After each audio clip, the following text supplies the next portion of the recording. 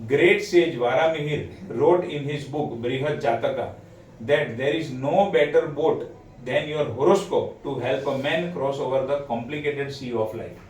हमारी ये जो लाइफ है वो एक नदी की तरह है, एक बोट की तरह है। अगर हम बोट में बैठे हैं पानी के बहाव के साथ में, मान लो मैं बोट में बैठा हूं, यहां पर बैठा हूं, मुझे यहां पर पहुंचना है, पानी का फ्लो इस दिशा में जा रहा है और मैं बोट में बैठा हूं, मेरी बोट भी इस दिशा में जा रही है, तो मैं सामने किनारे कंफर्टेबल पहुंच पाऊंगा? मेहनत कम लगेगी, एफर्ट्स कम लगेंगे और कंफर्टेबली पहुंच जाऊंगा। लेकिन क्या होगा, मुझे जाना है यहां से यहां, पानी का फ्लो इस दिशा में आ रहा है और मैं जा रहा हूं ऐसा, तो क्या होगा? या तो बोट पलटी हो जाएगी, या तो आप आराम से नहीं पहुंच, मेहनत बहुत करनी पड़ेगी, पुश बहुत करना पड़ेगा, या बहुत बार कोई बड़े बड़े वेव्स आ गए तो उल्टा गिरा देंगे। तो एग्जैक्टली उसी तरीके से देखो, हम सबने जन्म लिया है तो हमें जीना तो है ही, किसका 65, किसका 70, किसका 75 साल का उम्र है, उसका आयुष्य है, अब जीना तो है ही। लेकिन अगर एस्ट्रोलॉजी का सहारा लेकर, इसका मार्गदर्शन लेकर अगर हम हमारा काम करते हैं तो क्या होता है, जीरो से लेकर, या समझो समझते हुए थोड़ी हमारे में समझ आई, तब से लेकर जो हमारा एंड ऑफ लाइफ है उसमें अगर एस्ट्रोलॉजी की हेल्प ली तो क्या होगा, आप कंफर्टेबल सामने किनारे पहुंच पाओगे। एक ना एक दिन सबको ऊपर जाना है, सबने जन्म लिया है, एक ना एक दिन तो जाना ही है, वो फिक्स है, उसमें आपका और मेरा कुछ चलने वाला नहीं है, वो तो फिक्स है। बट उसके बीच में हम क्या करते हैं, कैसे करते हैं, वो हमारे हाथ में। अगर एस्ट्रोलॉजी की हेल्प ली तो अच्छे से कंफर्टेबल अपनी लाइफ जी पाओगे। अगर हेल्प नहीं ली तो भी जीने वाले तो जीते ही है, लेकिन स्ट्रगल बहुत करनी पड़ती है, सामने किनारे में पहुंचने में बहुत टाइम लग जाता है। जैसे फॉर एग्जांपल कोई ना कोई काम तो मुझे करना ही है, मैं प्रैक्टिकल अगर बात करूं, अगर मेरी कुंडली फेवरेबल है जिस फील्ड के लिए, उस फील्ड का मैं काम करूं तो क्या होगा, एक तो वो फील्ड का जो नॉलेज है वो मेरे पास अच्छी तरीके से आएगा, उसकी स्किल मेरे अंदर ऑलरेडी डेवलप होगी, और फिर उससे मैं सामने वाले को अच्छा गाइड करके, या मैं जो भी बिजनेस के अंदर हूं उसको यूज करके मैं कम समय में ज्यादा पैसे, अच्छे पैसे कमा सकता हूं। अब जिस चीज का मेरी कुंडली से कनेक्शन ही नहीं है, उस फील्ड के अंदर अगर मैं जाता हूं तो क्या होगा, ये मेरा ही एग्जांपल है। 2007 के पहले मैं रेडीमेड गारमेंट में काम कर रहा था। रेडीमेड गारमेंट में काम करते समय मैंने रिटेल का काम किया, होलसेल का काम किया। ये जो सारी अलग अलग स्टेशन के ऊपर, जो स्टेशन रोड पे रिटेल की शॉप होती है, वहां पर मैं माल सामान, मतलब जो कपड़े थे वो डिलीवर करने के लिए जाता था। ये सारा काम किया, मतलब मेरा फील्ड कौन सा था, कपड़े का फील्ड था, वन लाइन में कहूँ तो वो फील्ड के अंदर मैंने होलसेल किया, रिटेल किया, सेल्समैनशिप की, सब कुछ किया, लेकिन रिजल्ट क्या आया, जीरो। इनफैक्ट जीरो तो जाने दो, मैंने उसमें लॉस भी किया, मेरा कई जगह पे पैसा भी फंस गया। और दूसरा, मैं वो काम तो कर रहा था, देखो मजबूरी थी, वो टाइम पे मेरा समय बहुत खराब चल रहा था, तो काम तो करना ही पड़ रहा था, लेकिन अंदर से वो मजा नहीं आ रहा, वो फीलिंग नहीं आ रही थी कि मैं कुछ कर रहा हूं। 2007 से लेकर 2021 तक इंश्योरेंस फील्ड में काम किया। ये जो जर्नी मैंने अभी बताई रेडीमेड गारमेंट वाली, वो 96 से लेकर, एसएससी में था तब से काम पे लग गया हूं, तो 96 से लेकर 2007 तक 10 साल काम तो किया, लेकिन रिजल्ट जीरो। मेहनत बहुत की, मतलब जबरदस्त स्ट्रगल की, बट कुछ हाथ में ही नहीं आ रहा था, पैसा ही नहीं बच रहा था, और ऊपर से नुकसान किया। फिर 2007 से 2021 लगभग 14 साल इंश्योरेंस फील्ड में काम किया, और उसमें भी 2007 से लेकर 2018 तक तो 100% डेडिकेटेड एस्ट्रोलॉजी। फिर 18 से 21-22 तक एस्ट्रोलॉजी एंड इंश्योरेंस दोनों साथ में था। फिर 22 से फिर कंप्लीट छोड़ दिया, फिर इसमें आ गया। तो जो इंश्योरेंस के फील्ड में आ रहा था वो मेरी कुंडली से कनेक्टेड था। सबसे पहली बात, कुंडली से कनेक्टेड काम मैंने शुरू किया तो उसमें मुझे मजा भी आने लगा। और तीसरी बात कि जो फील्ड के अंदर 25-25 साल रह के लोगों को अवार्ड नहीं मिलते थे, नेम फेम रिकॉग्निशन, पैसा नहीं मिलता था, वो मुझे ये 10-12 साल के इंश्योरेंस के करियर में मुझे मिल गया। आफ्टर 2000 आपने किसी को आपने सजेस्ट दिखाया था कि भाई आप इंश्योरेंस लो या ये करो? हाँ, तो जब 2001 में मैंने ग्रेजुएशन पूरा किया, वो टाइम पे पता ही नहीं था कि आगे क्या करूं, और वो टाइम पे मेरे फादर को भी बहुत बड़ा लॉस हुआ था। तो पैसे भी नहीं थे इन्वेस्टमेंट करने के लिए। तब एक एस्ट्रोलॉजर की मैंने एडवाइस ली थी, मेरे फ्रेंड के थ्रू किसी के पास गया था। तो वो जो अंकल थे उन्होंने मुझे बोला कि भाई आप है ना कमीशन मिले ऐसे फील्ड में काम करो तो आपकी बहुत तरक्की होगी। अभी 2001 में उन्होंने इतना बोल के मुझे बता दिया। इन शॉर्ट उस टाइम पे इतना समझ में आया कि कमीशन मिले वैसा काम करना है। अब लाइन तो दूसरी कुछ थी नहीं मेरे पास, ओनली रेडीमेड गारमेंट का ही नॉलेज था, फैमिली बैकग्राउंड भी रेडीमेड गारमेंट वाला था, तो इसीलिए उसमें फिर थोड़ा बहुत मैंने सेल्समैनशिप चालू किया, बट वो मेल नहीं खाया। क्यों? उसका लॉजिक जब आप कुंडली समझोगे तो उसके साथ में कनेक्शन आएगा। क्योंकि मेरी कुंडली में ऐसा योग था, कमीशन तो आना चाहिए नो डाउट, बट 8 हाउस से कमीशन आना चाहिए। हाँ, तो ये चीज वो जो अंकल थे उन्होंने नहीं पकड़ी थी, खाली कमीशन बोल दिया, बट कौन से फील्ड से कमीशन वो भी इंपॉर्टेंट है। मेरी कुंडली में कौन सा योग है, कमीशन आना चाहिए, बट 8 हाउस से, 8 हाउस में होता है इंश्योरेंस। तो 2001 से ये बात दिमाग में घूम रही थी, कमीशन का काम करना है, कमीशन का काम करना है, बट कौन सा कमीशन वो कुछ समझ में नहीं आ रहा था। अगर टू बी स्पेसिफिक उन्होंने बताया होता या 2-3 ऑप्शन दे दिए होते, ये नहीं तो ये नहीं तो ये, इतने इंश्योरेंस में मतलब इतने कमीशन में आप काम करो तो और आसान हो जाता। बट जिसका जैसा नॉलेज, जिसका जो गाइड करे, तो इतना मुझे उन्होंने कमीशन का बताया। फिर ठोकर खाते खाते खाते 2006 में मेरे हाथ में इंश्योरेंस का फील्ड आया। जब इंश्योरेंस का फील्ड आया तो मुझे क्लिक हुआ कि हाँ, वो अंकल ने बोला था कमीशन, तो इंश्योरेंस में कमीशन होता है। तो मैंने बोला चलो बीच में थोड़ा इंटरेस्ट लेता हूँ, बट वही पहले क्या इंश्योरेंस में काम करूँ, लोगों के पास जाओ मांगो, ये सब चीजें, बट टाइम खराब था, करना पड़ा तो किया। बट जो किया वो 2007 से लेकर 2018 तक, ये 11-12 सालों के अंदर जितने अवार्ड मुझे मिले उतने अवार्ड लेने के लिए लोगों को 25 साल लग जाते हैं। इसका मतलब क्या हुआ, मेरी नैया में उस तरफ ले जा रहा था, कुंडली के हिसाब से पानी भी उस तरफ जा रहा था नदी का, तो मैं उसमें बैठ गया तो कंफर्टेबल पहुंच सका। उसके बाद में वापस अभी ये फील्ड की जर्नी अगर मैं बताऊं तो 2018 से 2017 से एस्ट्रोलॉजी फील्ड में एंटर हुआ, 1-1.5 साल पूरा सीखने में गया, फिर प्रैक्टिस चालू किया उसका। तो एस्ट्रोलॉजी भी देखो 8th हाउस का ही फील्ड है। आज आप पढ़ोगे 8th हाउस में क्या क्या आएगा, तो एस्ट्रोलॉजी भी 8th हाउस से कनेक्टेड ही है, और इसीलिए मैं एस्ट्रोलॉजी में आगे अच्छा कर पा रहा हूं। तो कहीं ना कहीं 8th हाउस से जुड़ा हुआ काम मैं कर रहा हूं। फिर सवाल ये आता है कि ऐसे चाहे कमीशन हो या कंसल्टेशन, मैं अभी वही आ रहा हूं। फिर सवाल ये आएगा कि कमीशन का लाइन अच्छा था तो फिर कमीशन से आप इसमें आए क्यों, चेंज क्यों हुआ? उसमें मैं बोलूँ शायद आपका इंटरेस्ट और इंटरेस्ट से ज्यादा, देखो इंटरेस्ट कब आता है मालूम है, इंटरेस्ट से ज्यादा होती है इंपॉर्टेंट दशा। जैसे जैसे दशा घूमेगी वैसे वैसे आपका इंटरेस्ट चेंज होगा।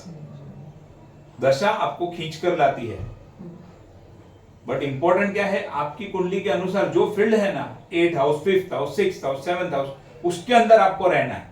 फिर उसमें भले आप वो हाउस के अंदर 3-4 काम काज आते हैं, उसमें से आप कोई भी करो वो ठीक है।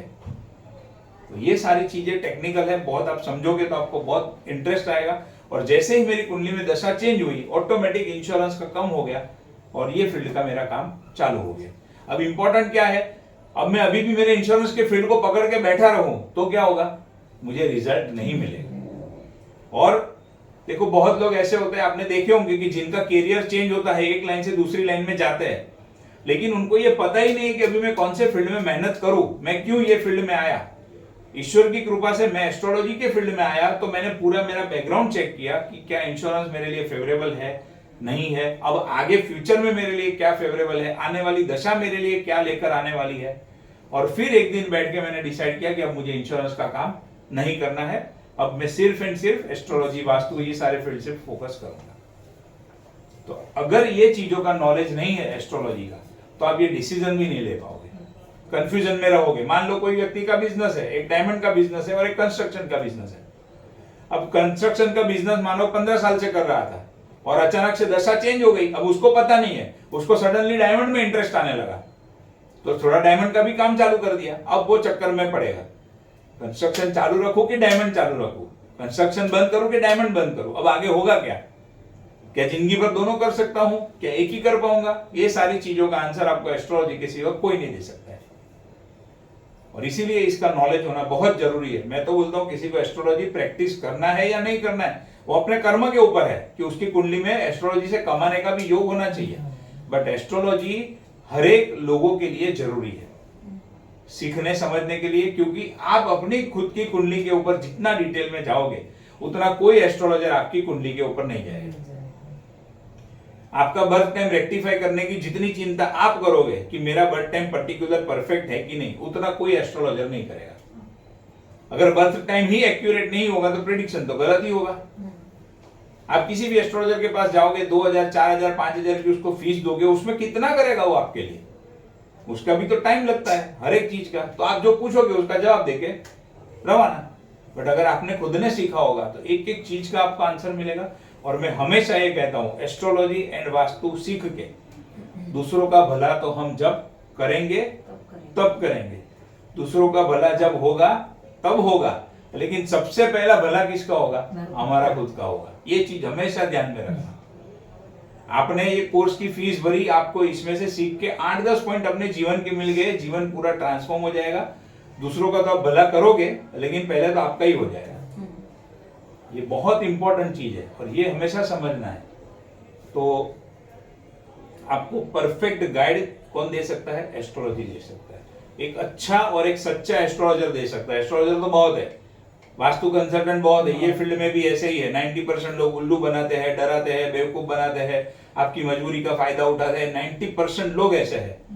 10% लोग हैं, गिने चुने लोग हैं जो सही गाइड करेंगे, स्पष्ट बोलेंगे, हाँ तो हाँ, ना तो हाँ, गोल गोल घुमाना नहीं है। ऐसे बहुत कम लोग मिलेंगे आपको। बट जो इस तरीके से करेंगे वो आज नहीं तो कल टॉप पे जाएंगे, वो पक्का है, क्योंकि उसके भी तो कर्म बंद हो रहे हैं ना कहीं ना कहीं। वो बहुत इंपॉर्टेंट है। World's one of the most accurate astrologer, Sri K.N. Rao, says that while practicing astrology, you need to have or develop 4 qualities in yourself. 4 quality अगर आप अपने आप में डेवलप करते हो तो आप एस्ट्रोलॉजी के फील्ड में बहुत सक्सेसफुल हो सकते हो। Number 1, have 100% faith in astrology. हम जिस चीज का काम कर रहे हैं उस चीज के अंदर सबसे पहला तो हमें खुद को ही श्रद्धा और हमें खुद को ही फेथ होना चाहिए, तब जाके हमें ये चीज फलेगी। हमें खुद को इसके अंदर श्रद्धा नहीं है, हमें फेथ नहीं है, एस्ट्रोलॉजी है नहीं है, काम करती है नहीं करती है, ये भी कोई साइंस है क्या, मैं तो इसमें बिलीव नहीं करती हूँ, मैं बिलीव नहीं करता हूँ, ऐसी सारी चीजों से आप अगर डाउट रख के ये सब चीजों से एस्ट्रोलॉजी प्रैक्टिस करोगे तो वो नहीं फलेगी। आपको 100% फेथ होना चाहिए, पहली तो बात यह है। दूसरा वो क्या बोलते हैं, practice with lots of patience. ये जो फील्ड है ये पेशेंस का फील्ड है।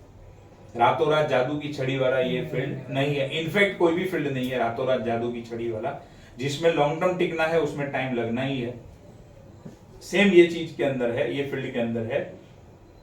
पेशेंस बहुत होनी चाहिए और पेशेंस रख के प्रैक्टिस करनी है।